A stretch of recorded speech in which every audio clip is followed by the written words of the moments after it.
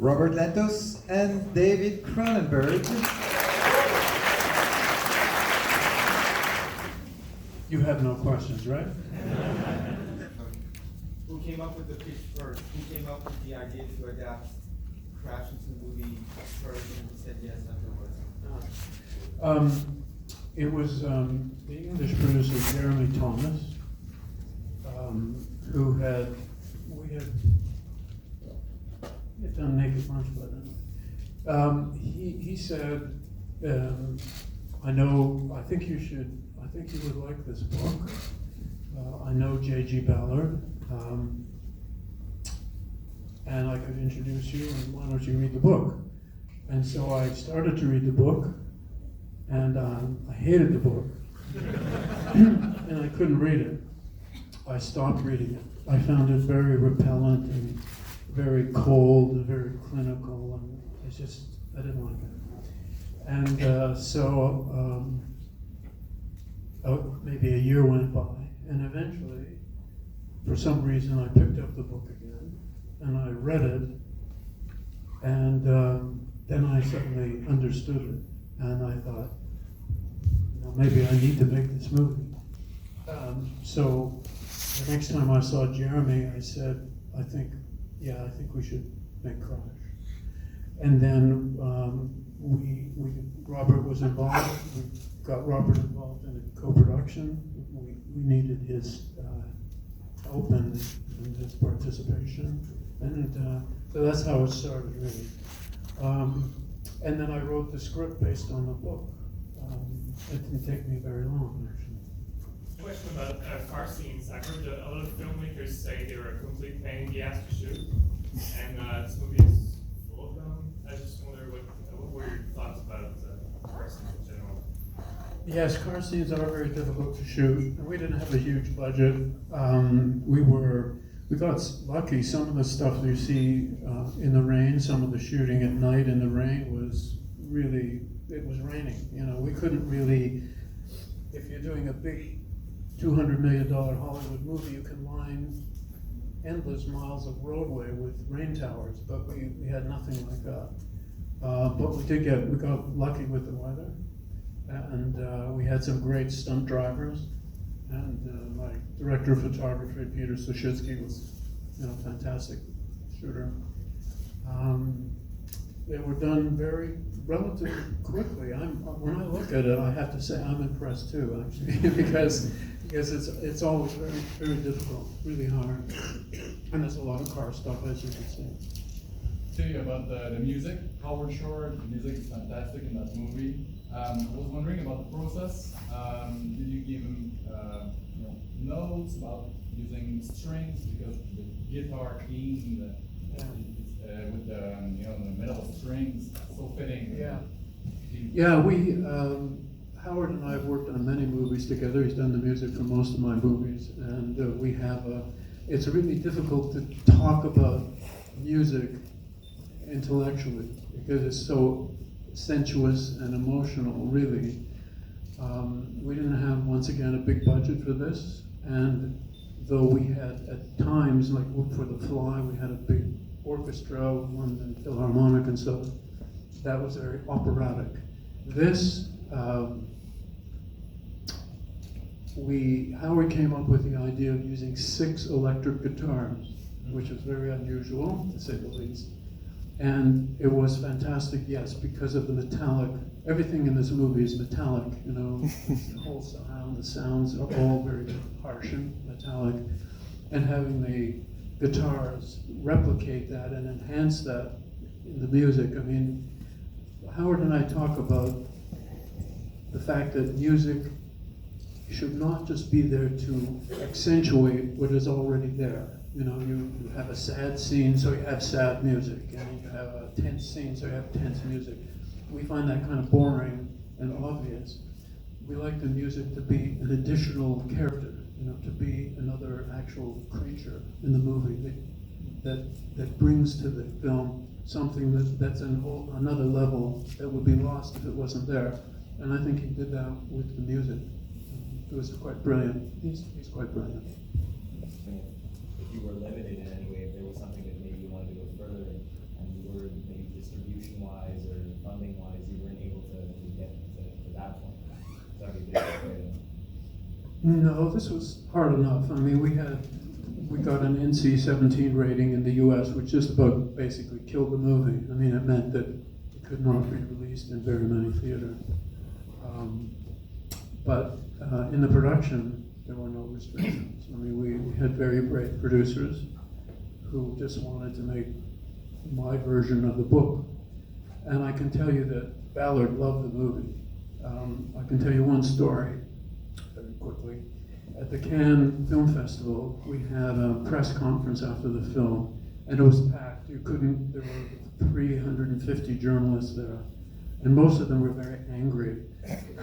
And the most serious attack was by an English critic, who was very well known for being very English. And he was very nasty, therefore, and he said that the film was pornographic, it was criminal, we should be put in jail. Seriously. And he wrote that too. He said, this is a crime, you know. And in fact, the film was banned in Westminster, which in London is where most of the good cinemas are. So, and it's still banned there. It's illegal if you screen the film there, you go to jail. And I'm waiting for somebody to do it. He wrote in the Daily Mail a front page story. Yes. That the headline of which was, this is a film critic, headline was, ban this car crash sex film. Yeah. It was the entire front page. What great advertising is that? But they couldn't see it. So, so he was actually saying these things to us, and we had everybody there. We had the whole cast there. We had our producers there, but we also had J.G. Ballard there himself. So we were attacked because of all of those things, and then in addition, we were attacked in another way. I think he was a Finnish. He was either Finnish or maybe Norwegian critic. Stood up and said, "The book is brilliant, and you have betrayed the book. This is a betrayal of the book. It's a travesty of the book. This is a terrible version of the worst kind of interpretation of the book." And then Ballard said, "You know what actually is better than my book?" And the guy just sat down. But you know, you asked about distribution issues surrounding this film, and there were some. So a company called New Line Cinema, which at the time was the leading independent, and now it's just a brand of Warner Brothers, had bought the distribution rights to the film in the US before we made the film. And then, remember that screening at my house where a guy called Bob Shea, who came up to Toronto to see the film after it was done. And he was in kind of a state of shock. But they already had bought it. And then we got this NC-17 rating. And New Line at the time, now I'm going to tell you a couple of, this is kind of, you can't tell anybody, okay?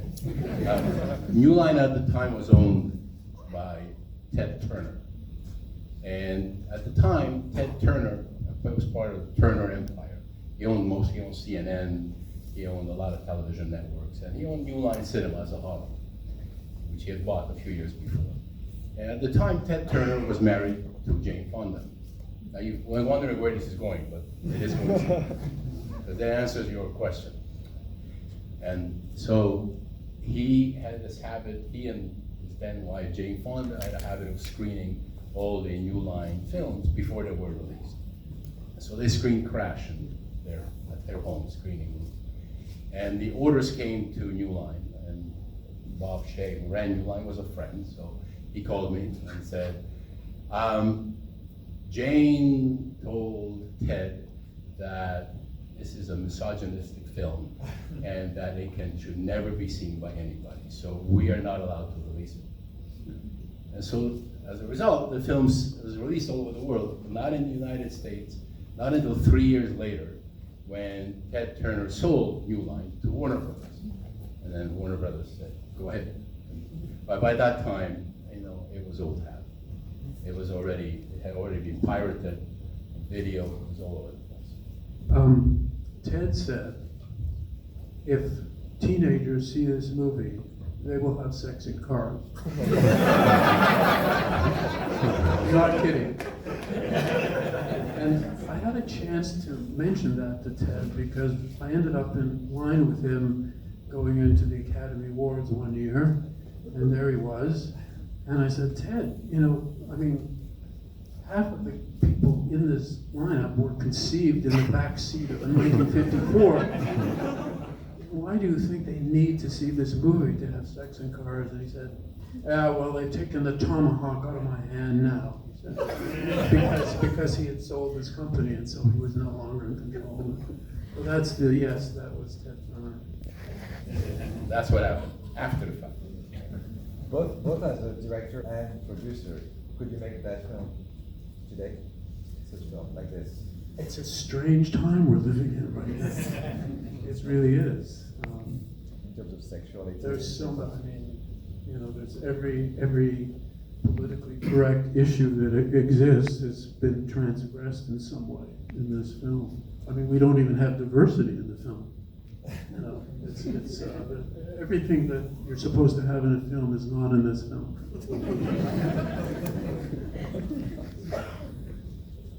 No, I mean, a film like this, you have to have actors who are not afraid. I mean, these are actors who are not afraid. There's no way, you know, but I mean, it was obvious from the script. There were, I'm trying to remember, I'm pretty sure we approached some actors who were terrified, you know. They knew they didn't want to do it, and that's fine because you don't want them to do it if they're afraid. But no, they were, yeah, I mean, the performances, aside from the sex and the physical stuff, but they're really good performances. And actually, it was basically a lot of fun. About the theme of technology as an extension of the human body and how it resonates 20 years later. I can't. Yeah, well, I mean, I think it's become even more obvious, hasn't it, with iPhones and stuff like that. There was a time when I think people thought that technology was a non-human thing. You know, that it was not that it came from outer space, but that it was just anti-human. And I always understood it as being completely human, you know, with complete extension of the human will and body and mind. I mean, the obvious thing is this microphone, for example, is an extension of the voice. So to me, technology is a reflection back to us of what we are. And that means all the hideous, horrible things, but also some of the wonderful, beautiful things. I think you get both. And I haven't seen anything that made me change that attitude. What do you think about the remakes that are made from your movies, like Rabbit or any other future ones that might be? I think every movie I ever made, somebody has wanted to remake. I guess they thought they weren't good enough and they needed to be. Especially the early films. Shivers, Rabbit, The Brood, Scanners, Videodrome, all of those have been, people have threatened to remake those. And finally, the Soska sisters did a remake of Rabbit. I haven't seen it.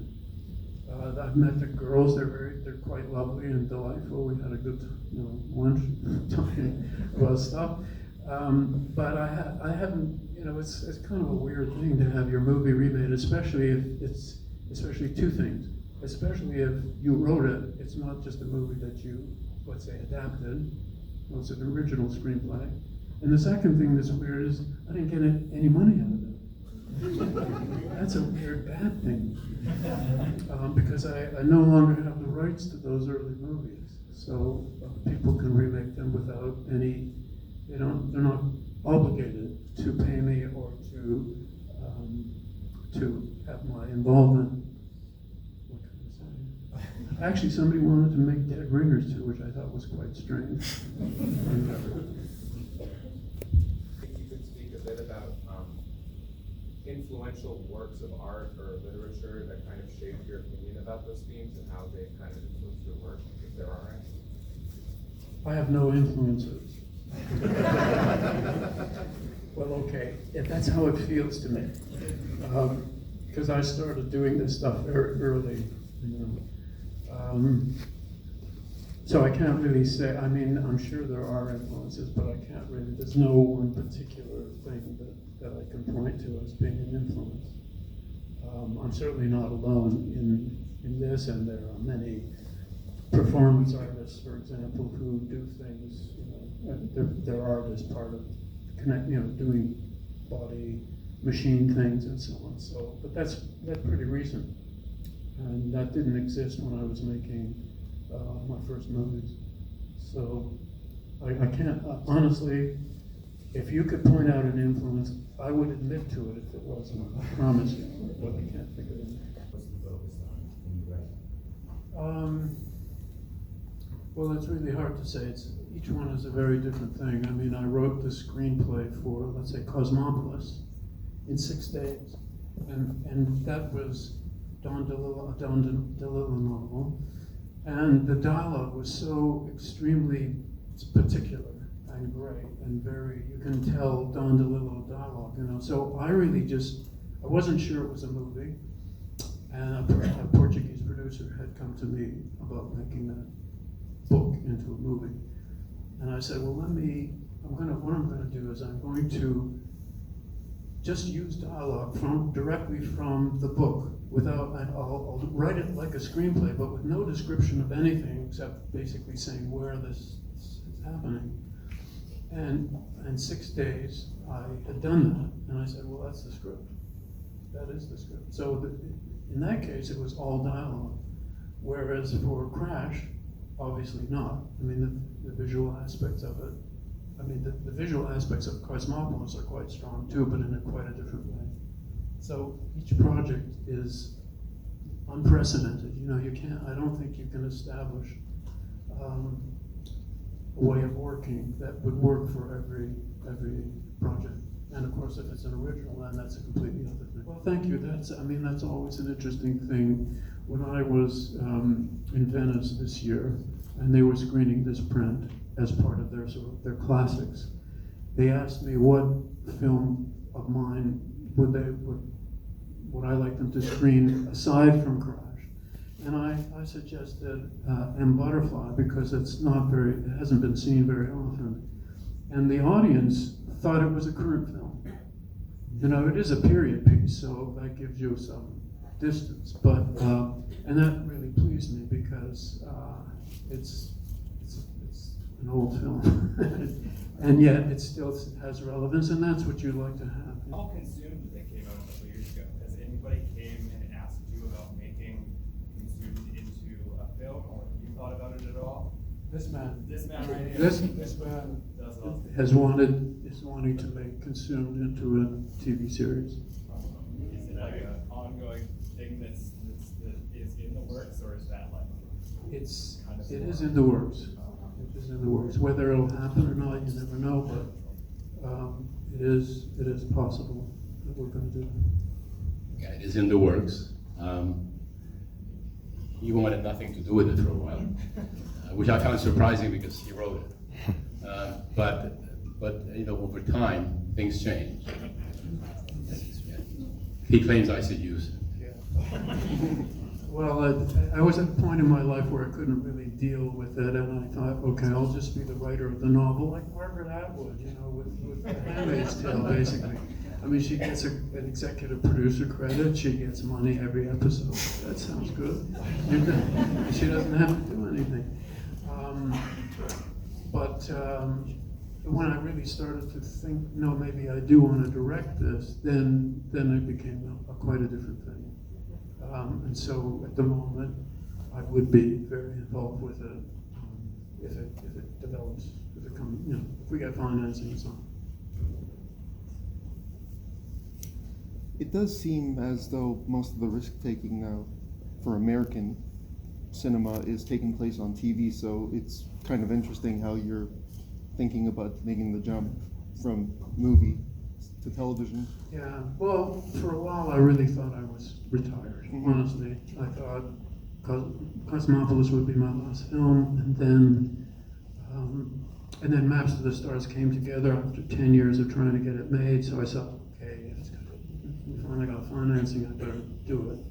So that'll be my last film. That was 5 years ago. Yeah. And then I really thought I wasn't interested anymore for various reasons. But then I watched, sitting home alone, watching a lot of Netflix like everybody. And I thought, this is actually kind of interesting, this whole binge watching thing, and the fact that if you're seeing 3 seasons of 10 episodes each, this is very novelistic. You can get a lot of complexity, you can get a lot of characters intertwining, and you can spend a lot of time on scenes that you couldn't in a movie because there just wasn't time. It can take a lot of time to do some interesting experimentation. You can have a scene that's one shot, you have an hour episode that's 1 or 2 shots. And you couldn't do that in a movie. So that got me interested, and then I started to write something for Netflix. And from there it sort of developed. So I have we have 1 or 2 possible series things in the works. That's great. Is that the process of finding the casting? Yeah, well, Dead Ringers was kind of the classic casting conundrum, and I've talked about that many times, but I'll say it again. We went to 30 of the best North American actors for Dead Ringers, and they were all afraid of it. And I'm talking about people like De Niro and Pacino and whoever was, the top of their game at the time. That was 1986 and 7. Finally got made in 1988. They were afraid to play twins. Now you'd wonder, you'd think that would be great for an actor. What could be better than the 2 of them, But they were afraid because these were real twins. It wasn't like the good twin and the evil twin. It was too subtle and too, it made them very uncomfortable, and some of them, of course, did not want to play gynecologists. That seemed to be a big deal for a lot of actors. They just didn't really want to think about being a gynecologist. And in fact, I'll just, as a sidebar, there were some people who were involved in producing and financing it or were interested in it, but they said, can't they be like lawyers instead? And I said, is that better? And being a gynecologist, it doesn't really work. So the first non-North American, and I'm talking now about, I went to Canadian and American actors, 30 of them by actual count. I have a list somewhere. The first non-North American I went to was Jeremy Irons, and he wasn't afraid. So fear is an interesting thing. Sometimes actors do movies because it makes them afraid, and they want to confront that and deal with it, and that's interesting. Because Jeremy, too, was worried about the differences. He wanted to be physically very different. He wanted, really very different hairstyle for one of the twins and so on, just to help him be different when he was one twin as opposed to the other. Because sometimes he was doing both twins one after the other, back to back in one shot, which is very hard. But he ended up it was very slight differences. The way he stood on his heels with a more confident twin, Elliot, and the way he stood on the front of his feet for Beverly, who was the more submissive twin. He found ways physically to differentiate the twins in a very subtle way. That's sort of that story. Was Crash hard to test as well? It wasn't really. It wasn't as hard. No, it wasn't. I can't remember. I don't know if I went to anybody before I went to Spader, for example. I don't think so. I think he was the first. Yeah. can't remember anybody passing. Yeah. I'm sure somebody did, but I have no idea. Yeah. That was strangely easy to cast. They regretted it now. It's destroyed all the careers. I mean, Holly Hunter would never done anything remotely like that. But Well, Holly's fierce. I mean, she's totally fierce. She really wanted to do it. She had no problem. Your films are being sort of stylistically in kind of two categories, the earlier sort of overtly body horror films, and then later leaning more into kind of straight dramas, starting with like History of Violence. And then there's sort of a transition in between there in the 1990s. I was wondering whether you see your filmography as being relatively continuous, or whether you see a discontinuity there, and if so, what motivated that sort of shift from the earlier to the later films? It's a little hard to say because when you get to make the film, it's not really very controllable by you. So, for example, I wanted to make Dead Ringers 10 years before I made it. So it would have been right in the middle of my so-called body horror films, even though, I mean, you could make a case for it also being that, but it is based on a true story and it's fairly realistic compared with, let's say, Videodrome. So I think that, I don't think, I really don't think there is that sort of evolution that I can see that way, I mean, at a certain point, I did want to do, for example, History of Violence. I had just made Spider, and I got paid no money for Spider. We all worked on Spider for nothing, and I mean, Ray Fiennes did, and Miranda Richardson. We all, in order to make that movie, we had to give up our fee and put it into the budget. So I was broke. And I said, I'm looking for a film where the budget, the money is actually there, because I can't live without spending 2 years making a movie and not getting paid for it. And History of Violence was what came along. And so, you see, it's not exactly a conceptual thing, and on my part, it's partly luck. It was the same with The Fly, actually. I'd been trying to get Dead Ringers made, and couldn't. And I went to LA and I thought, I gotta come back with a movie. And The Fly was the movie that I came back with. And it was another case of, financial disaster looming. So I can't really, it's nice to think that okay, whatever I wanna do, I can do. It's never the case. I talked to Marty Scorsese about it a lot too, because people think that a filmmaker like him, and that was won an Oscar and so on, that he can do anything he wants anytime. It's not true. So you have to pick your moments, you have your struggles, you have your fights. And therefore the order of your films is not really indicative of a sort of a conceptual thing on your part. A sort of pure concept. Thank you very much. Thank you very much.